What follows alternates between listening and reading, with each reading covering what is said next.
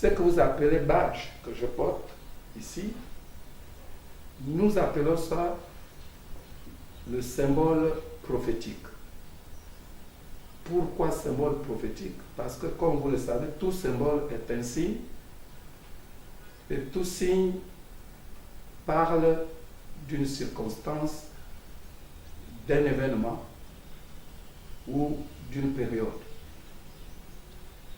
Et ici, il est question de symboliser, d'illustrer la vision que nous avons eue en 2014, plus précisément du 28 août au 30 en 2014.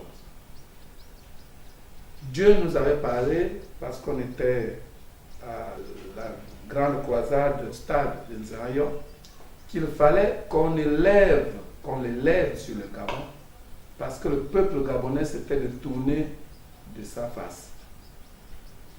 Et à l'époque, il se faisait beaucoup de choses dans notre pays, et ce qui se faisait était toujours secret. Et Dieu pouvait dire que le signe que nous devions savoir que cette vision venait de lui est que à partir du 30 août 2014, rien de ce qui se ferait au Gabon ne pouvait être caché aux enfants, aux jeunes, aux adultes et aux vieillards gabonais et dans le monde entier. 2 semaines seulement après, je revenais de Paris dans l'avion qui m'a mené à Libreville. Un Européen, un Français, m'a tendu, on était en plein vol, m'a tendu un livre. Et ce livre-là, c'était le livre de Péan, Pierre Péan. Il m'a dit qu'il faut le parcourir jusqu'à l'aéroport de Libreville, après quoi il le retirerait. Et c'est ce que j'ai fait. J'ai pratiquement avalé le contenu, brièvement le contenu de ce livre. Et ça, comme vous le savez, le livre de Péan, Jean-Pierre Péan, a parlé des choses qui étaient censées secrètes dans notre pays. Et ça fait comme une boule de neige. Tous les Gabonais en ont parlé, et tout le monde entier d'ailleurs, parce que c'était dans le média. Et ainsi a commencé la manifestation de la vision de ces symboles prophétiques.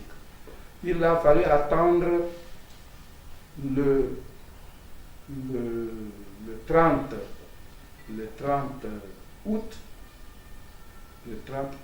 2015 pour que le Seigneur nous signifie qu'il fallait maintenant passer à la pratique de cette vision.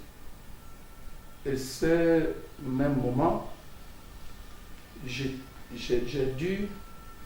été terrassé ici, en plein culte, devant tout le monde, et puis je crois que c'est la machine, hein, il y a des images qui peuvent vous étayer tout ce que je vous dis. J'ai été terrassé ici, devant tout le monde, où le Seigneur pouvait me parler de cette vision, clairement.